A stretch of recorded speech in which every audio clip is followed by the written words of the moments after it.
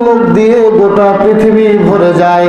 গোটা পৃথিবীর এক পাল্লায় যদি রাখা হয় ওই রকম ক্ষমতাশীল এবং ওই রকম বিত্তশালী ব্যক্তিকে, আর এক পাল্লায় যদি একজন ব্যক্তিকেই রাখা হয় যার সমাজে কোনো মূল্য নাই, যাকে সমাজ থেকে কোনো গ্রান্টেড করা হয় না, সমাজ থেকে কোনো মর্যাদা দেওয়া হয় না, অথচ ওই লোকটার কাছে আল্লাহ রাব্বুল আলামিনের মহব্বত রয়েছে, ওই লোকটাকে আল্লাহ পছন্দ করে।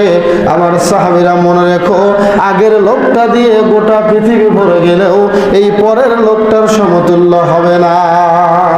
সুবহানাল্লাহ। তার মানে বিশ্বনবী এখানে আদর্শ মানুষের ক্যাটাগরি তুলে ধরেছেন। কি ক্যাটাগরি? যে যতই বিত্তশালী হোক না কেন, যদি তার মাঝে ন্যায়টা না থাকে, যদি তার মাঝে সঠিকটা না থাকে, সে যত বড়ই টাকাওয়ালা ক্ষমতাশীল হোক না কেন, এর মতো জঘন্য একটা কুত্তাও হয় না। আল্লাহকে মানুষ বলেন নাই, আল্লাহকে জানোয়ার বলেছেন, জানোয়ারের চেয়ে খারাপ বলেছেন।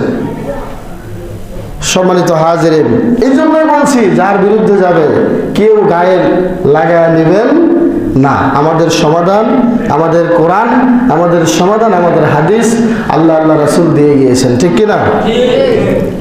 প্রথম নাম্বার, আদর্শ পুরুষের বৈশিষ্ট্য হলো যেই পুরুষ স্বামী হয়ে স্ত্রীর কাছে হারতে জানে।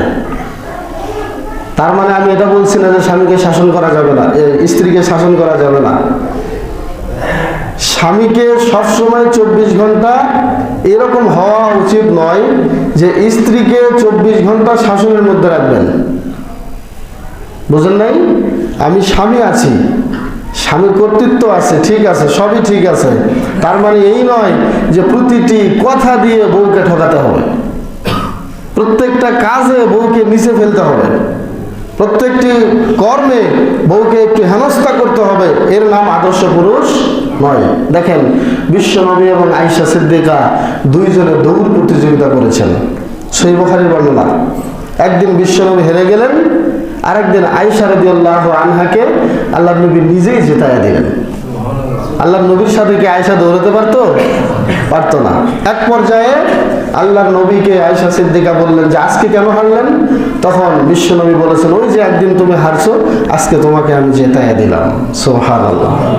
তার মানে কি? দুইজনের মহব্বতে, দুইজনের সংস্পর্শে, দুইজনের মানবতায়, দুইজনের একচ্ছত্র ইচ্ছায় একটি সংসার চলে।